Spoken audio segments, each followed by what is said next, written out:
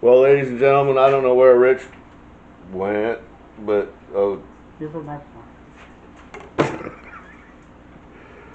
but now I have the knife that I'm gonna need. Happy Halloween! I was really worried about that for a second, but we'll be all right now. Okay. I can't breathe that thing. Yeah, we did something for Halloween. There, Rich. Bruce. Sorry, America. No, you're not. Rest of the world, I'm not sorry. You're a dork. Yes, I am. But I'm used to that, so you know. Okay, so, ladies and gentlemen, there's a recipe for it's a short rib, kind of a short rib ragu with over polenta, and you're supposed to use boneless short ribs, you know. I don't like polenta, so again, something that I have a chance to decide I like now because I had it served to me correctly. That is correct. All right. This is cheesy, buttery polenta. All right. It tends to work out pretty good. So I'll go to the store and I thought, well, you know what? I'll just get some bone-in ones. I keep forgetting how much meat prices have risen. Oh God, yes. So Brisket, $62. there's two short ribs in this package, 2 pounds. They got the bone on them too. $21. So I don't have short ribs. So what I have here. I think for a while we're gonna have to learn how to cook within a certain budget. I think so. But what I have here is a chuck roast. It's right at 2 pounds actually, and it's a prime cut of beef, no bone, and it's $15. Sounds like a winner to me. I know that's right. So what I'm going to do here is I'm going to smoke this, put it in the smoker for about 3-4 hours. We're going to shred it up, make some polenta, and it's going to be good. Sounds good to me. All right. You're going to be out of this costume. So what I'm going to do is cut it up a little bit because, well, it'll cook faster. Plus, it'll get more smoke penetration on it. It'll get more spice mixture, you know, the whole thing.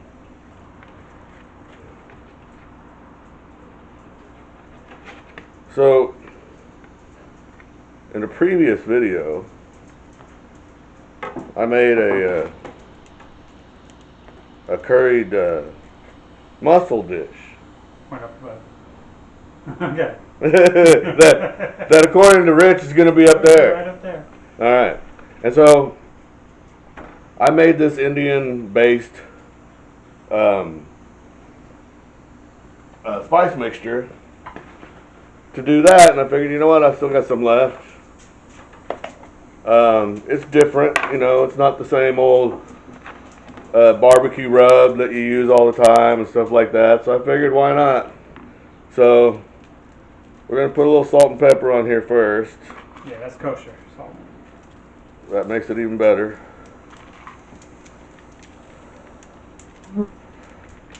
Because it doesn't really have any salt and pepper to speak of in the spice rub. And one of the reasons for that, that I don't know if they did this on purpose, if the Indian people do this on purpose or not, but you can put a whole lot more of your spice mixture on here without over salting it. By not having all that salt in the spice mixture, at least that's my story. It sounded Sounds good to me. Sounded like a good plan to me. Alright, a little bit more. Because this is beef. It does need salt and pepper. Yep. More than you might think.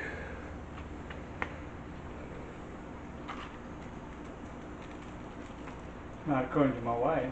Well, you know. There's she's not the only one who disagrees with that. But salt is good. Salt is good. Makes everything taste a little bit better. Alright, so now I have I smell the smoke coming out of there.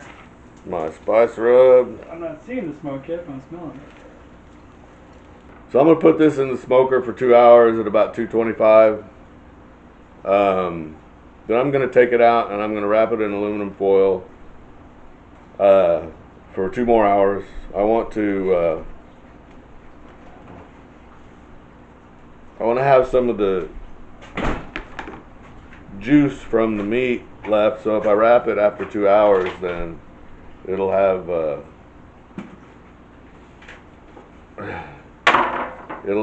its own little sauce.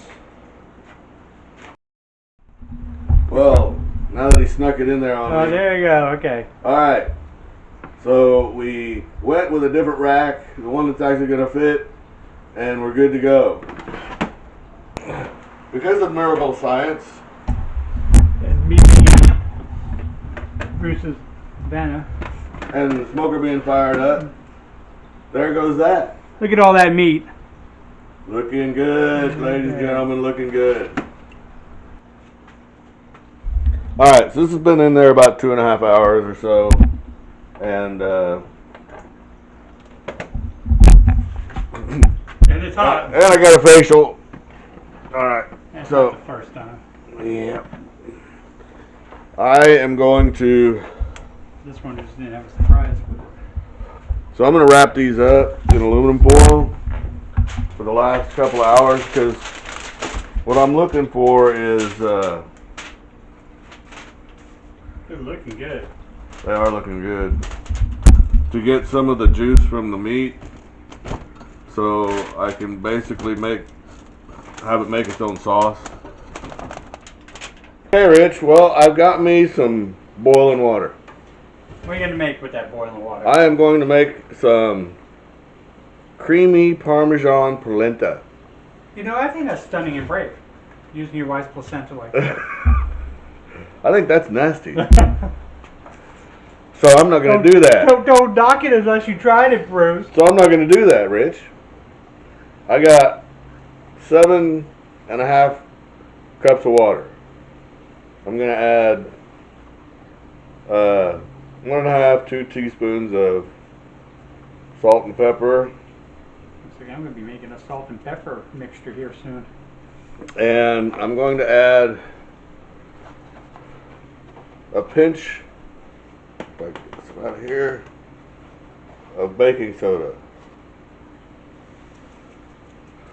I'm going to explain the baking soda here in a minute, but before I go any farther, so I have 1.5 cups of yellow cornmeal, and you slowly start pouring the cornmeal in and giving it a good whisk. Make sure that it doesn't clump up and stuff. We might have a little interruption of meat hitting temperature here in a second. Oh, okay.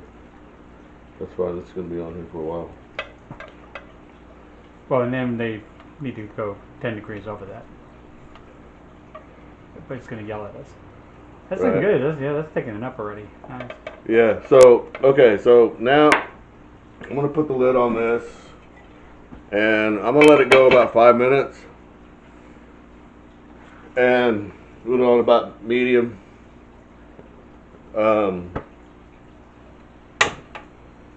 And then I'm gonna open it back up, and I'm gonna whisk it again. Basically, double check to make sure that and get all the rest of the lumps out if there's any lumps left. Gotcha. Then I'm gonna turn it down on low and let it set for 25 minutes. I couldn't do this from memory, so here's how it works. Okay, so adding the baking soda will actually reduce the cooking time of the cornmeal. So I'm going to read this word for word here. So for polenta to lose its hard, gritty texture and turn creamy, Did you say placenta? enough of that. Enough water must penetrate the corn's cell walls that the starch granules within swell and burst. Baking soda added to the cooking liquid can reduce the time it takes for gelatinization to occur. Can't say that one again. He's making gel. Thus shortening the cooking time. Okay, so here's why. So the corn cell walls are held together by pectin. When the baking soda is present, the pectin breaks down, weakening the corn structure and allowing water to enter and gelatinize. I said it twice. You did. The starch I can't even say it once. in less than half the time. So what would usually take about an hour is going to take me about 30 minutes. It's been 25 minutes. I checked it. It's nice and smooth. So Stuff bounces like Bruce's belly. I'm going to put, well, supposed to put 2 tablespoons of butter in there. That was about 2.5. And 4 ounces of Parmesan cheese. So I think this figured out to about 5. Well, then I think you need to compensate with a little bit more butter. So I think we're going to have to put it all in there. And you're right, we may need a little bit butter. I don't know. We'll find out. Because everything's better with butter. Oh, yeah. Cereal. A little more salt and pepper. So I made a comment. I have to make more of that. Yep. And no, dollop of butter never hurt anybody. Yeah. So what if I had a little heart surgery? Butter's good. Just give me another pill, Doc. That's right. Here I have some beef. Now, hopefully, we're going to be able to shred said beef into pieces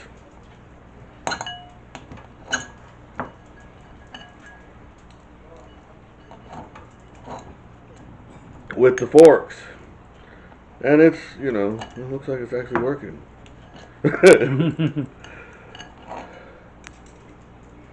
I have... It's shredded. Yeah, it is. It's shredded good. You got to get it up to that high of a temperature in order for it to do that. That's why I needed at least 195. You could go up to 205 like you do a brisket. I mean, it's kind of the same thing. Okay, let's plate this dish. Here I have some creamy Parmesan polenta. Damn, that looks good. I tried it. It's actually really good. So we're gonna Make it look pretty, Bruce. put some polenta in here. And you want me to make it look pretty, right? Look at that. Just like Jello. The new flavor of Jello, corn. And take our beef. It's pretty damn hot for my fingers, but hey.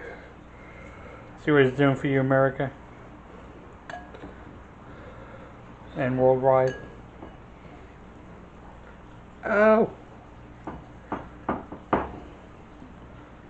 I can hear Uncle Roger saying right now, why so weak? Yep. All right. So, what we have here is my version of beef short ribs with creamy Parmesan polenta. And before he takes a bite, we are going to take some pictures. All right, ladies and gentlemen, I have my fork.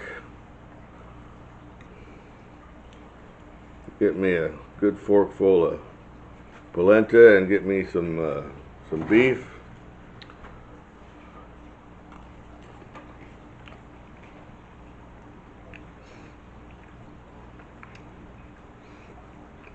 He's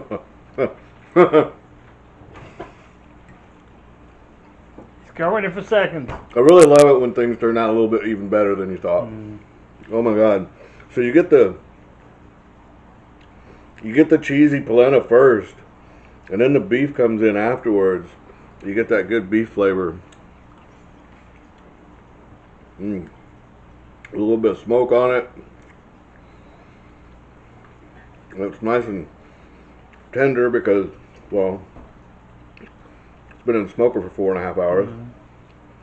And you can definitely smell the smoke. You're still not seeing it though, but the smell off the meat is there. It's definitely got some smoke flavor to it. So, okay. I know you guys saw just exactly how easy this was for me to do. I mean, this is one of the easier things I've ever actually done. And it is so good. So ladies and gentlemen, just cook the damn food.